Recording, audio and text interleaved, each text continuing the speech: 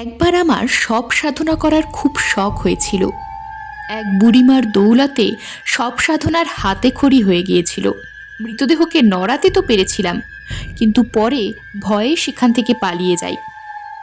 এর বেশ কয়েক বছর পর আমার এক বন্ধু জলেশ্বর আমার মাথায় একটা অদ্ভুত ভাবনা ঢুকিয়ে দিয়ে গেল।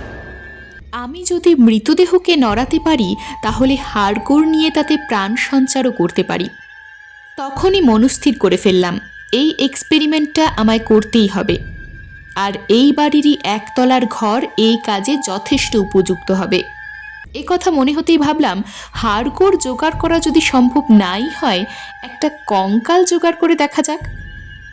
অনেক খুঁজে বহু দিনের পুরনো একটা কঙ্কাল পাওয়া গেল। জম্মু কাশ্মীরের কাছে পুরনো কবর খুঁড়ে এটা পাওয়া গেছে। ওখানকার লোকে বলে এটা এককালের সাংঘাতিক বামুন দৌলত খাঁর কঙ্কাল। আর সেই কঙ্কালে প্রাণ সঞ্চার করার পর থেকেই ঘটতে থাকে সব ভয়ঙ্কর ঘটনা।